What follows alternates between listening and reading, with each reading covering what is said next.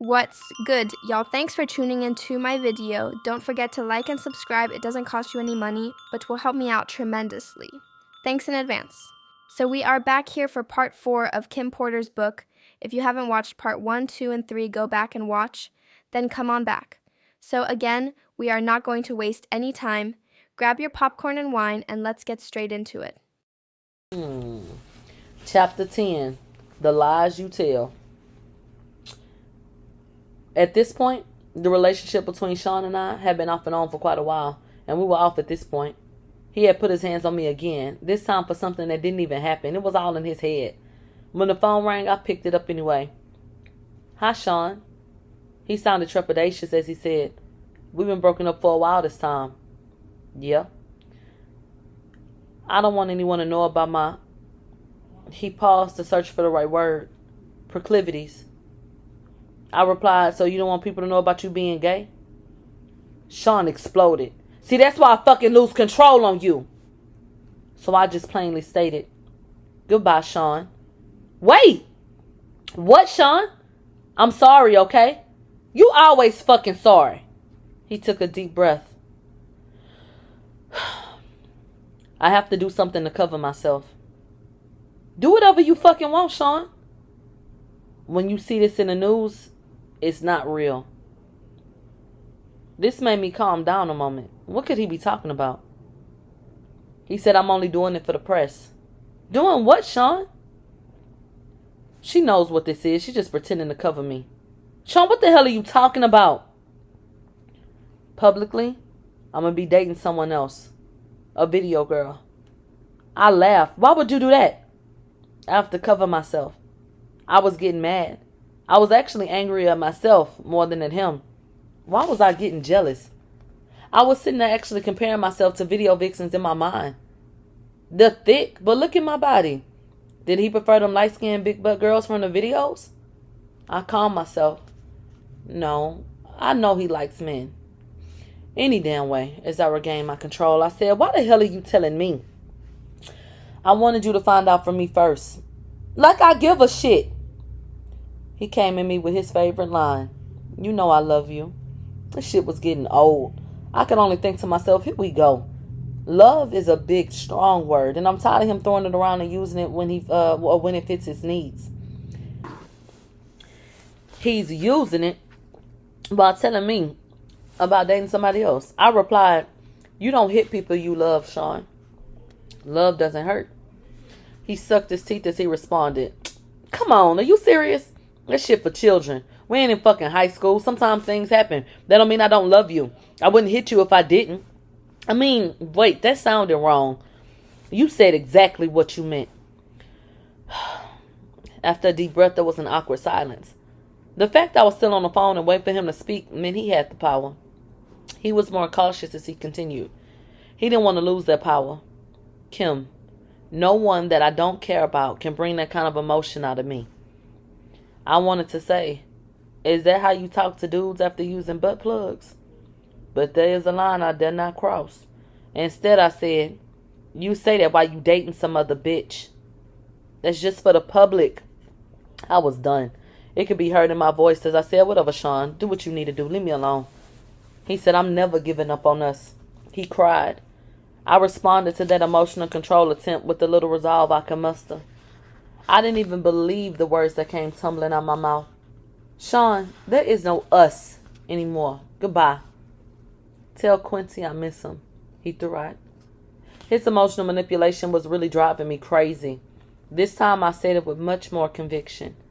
"Goodbye, Sean." I hung up. Manipulative bastard.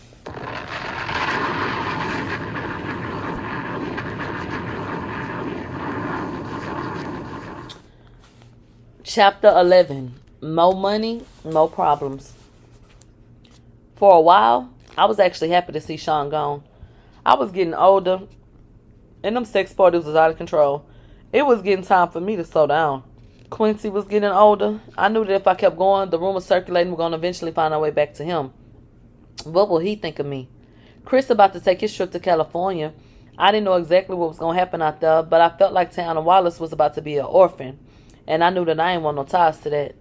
As I was sitting there contemplating all of this in my robe, sipping my wine on this Friday evening, my doorbell rings. I wasn't expecting company. I opened the door and found Sean. My heart skipped a beat. I was shocked, but I recovered quickly. I forced a smile and told him with a slightly slurred speech, "Hey, come on in." Shit, I'm way more intoxicated than I thought. Sean entered, looking around suspiciously. Then he turned to me and smiled, saying, "You haven't been returning my calls. I just want to make sure you're okay."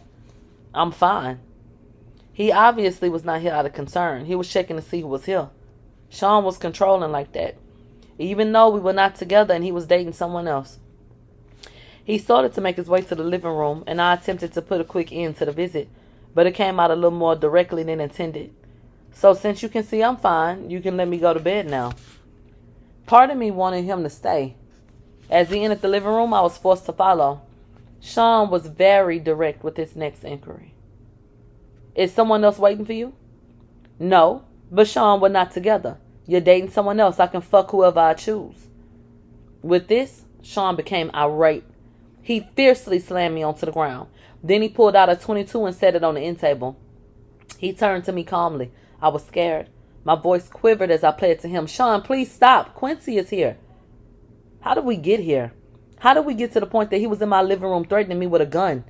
He knelt on one knee and got right in my face and said, "You are mine. You don't have a choice in that now. I can't live without you." He stood up, composing himself. I was terrified as I whimpered, "Sean, that's not love." Sean picked up his gun and cocked it. He looked at me almost thoughtfully and asked, "Have you ever heard if I can't have you, no one can?" "Sean, please don't. Please, Quincy will hear." Sean smiled and put the gun away, saying, "Oh, this is just for dramatic effect. I would never shoot you.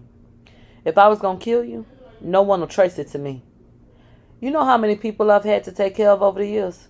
It would be quiet, something in your food or drink, something that would never get back to me. I wouldn't shoot you. Do you understand?" I could only nod, tears flowing down my cheeks. He looked at me thoughtfully. As he reached down to help me up, I couldn't do nothing but agree. He's a terrifying monster. Now, he wanted to smooth it over, and I had to go along with it. What else could I do? "Listen, baby, I don't ever want to hurt you. You know I really love you, or I would have moved on. Thinking about my life without you is just too hard. If someone ever tried to hurt you, I would kill him." My back hurt from why I hit it on the table when he shoved me. All I could do as he helped me up was nod that I understood through my streaming tears, which he wiped. He looked toward Quincy's room. "Let me say goodnight." "No, Sean, please." He's thinking quickly. "He got to get up in the morning." Sean looked at me with an unreadable look. He was studying me. "Okay, I'm going to go." Nervously, I walked him to the front door. "This is over, thank God." He kissed me. I didn't want him touching me, but I couldn't refuse. "Kiss Quincy for me." I tried to keep my composure as I replied, "Sure, Sean." He opened the door to leave. The bodyguard that was waiting outside escorted him to the car. This was far worse than I realized. Why would he need a bodyguard at my front door? How was he anticipating this, to go? After I shut the door, I had another drink. For tonight, the nightmare was over. I sipped on my wine and I cried. The next few nights, he sent dozens of flowers. He brought Quincy expensive toys. He didn't want me. He wanted me to keep his secret. I'm trapped. He has the authorities under his thumb. I can't go to them. It's like a gangster movie. How high up does his power go? How far is his reach? FBI? The CIA? Who is not corrupted or won't get silenced by the upper chain of command? Can anyone help me and my child? He found his way back to my bed. I had no choice. Chapter 12. A Mama's Love. The calamity that ensued behind the death of Biggie shook the East Coast. It rocked me as well. Sean could have stopped it. He was complicit in it. He was a contributor. He knew it was going to happen and didn't stop it. This was his friend. No, they were not nearly as close as Sean would have the public believe, but still. As far as Sean was concerned, we were great. To the public, we were just having the off and on again relationship of a normal couple, and I probably just seemed like a money-hungry hoe. But the truth is, I just got used to not having a choice. Today, I recognize it for what it is, or what it was, Stockholm Syndrome. I was at his beck and call, and had become comfortable with it. Quincy had everything he could ever want, with the exception, of course, of a normal parental figure. This is why this chapter is so powerful for me, because a mother's love is so real. One night, I was out with my boyfriend. Yes, we were on again, and we were joined for dinner by none other than Miss Wallace. Sean looked over as security allowed Miss Wallace to approach the table and sit. Miss Wallace smoked with a smile. "Hello, Sean. Hi, Kim." I smiled the best I could. What a situation. For all intents and purposes, she's sitting with her son's killer. I hope my voice didn't betray my feelings, and I said, "Hi, Miss Wallace." Sean smiled also and said, "Hello, Miss Wallace. What can I do for you? When I got your call, it sounded urgent." He was able to appear as if he was smiling warmly. This was the creepiest situation of my entire life. She looked at Sean with pleading eyes. "I know this isn't your problem, but things have gotten kind of hard. I was hoping that you can send some of that money Chris made with you. I was hoping that you can send some of that money Chris made with you this way." Sean shook his head. "That's not something I can just do. There are attorneys and accountants. Can I maybe help you out with a little something to get you past the hump?" Sean reached into his pocket to dig for his wallet. "I haven't even seen how much Chris left. It's going on 2 years. Just how long is all of this going to take?" "These things are difficult, Mrs. Wallace. I don't know. The attorneys don't make it easy." Miss Wallace pushed further. "I don't understand what's so difficult. He worked for you. He made his money. Where is it?" Sean shook his head as if it saddened him by what he was about to say. "It's not like I can just give you his money. You're entitled to certain amounts, and they're just trying to figure out what that amount is. I don't mean to sound cruel, but it wouldn't be fair to me to just give you tons of money." "You got rich off of my son, and now you keeping all of his money?" Sean kept his cool as he replied, "I'm afraid business isn't that cut and dry, Miss Wallace. I paid for publishing, publicity. In all actuality, if I'm going to be straightforward, Miss Wallace, Chris probably owed me money. I won't know till it's all worked out." The anger in Miss Wallace's voice barely overshadowed the pain, or perhaps it magnified it, as she uttered the only words she could muster. "You bastard." Sean didn't flinch.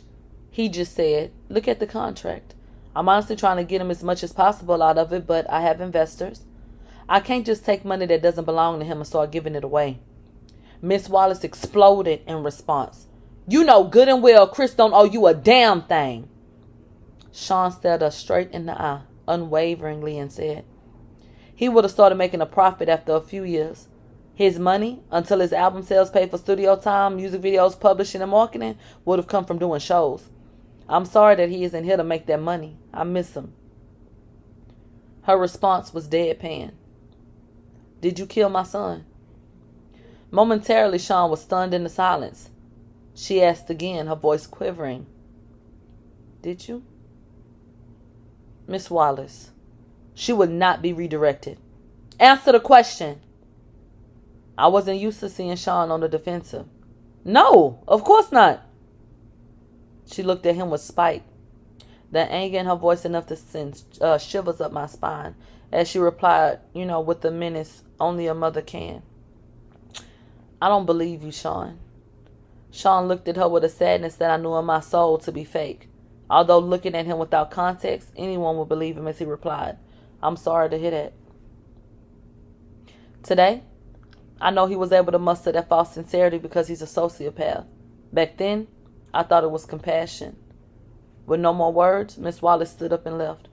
Sean watched her exit with disbelief. Not knowing what to do, I placed my order. Dinner that night was long and silent, and I feared for Miss Wallace's life. Sean is most dangerous when he feels threatened. No, she couldn't physically threaten him, but this threat was very real. If she goes public with her accusations, then Sean's image will be damaged. I felt more for myself the extent that he will go through in order to protect his secrets and his image. Come back for part 5.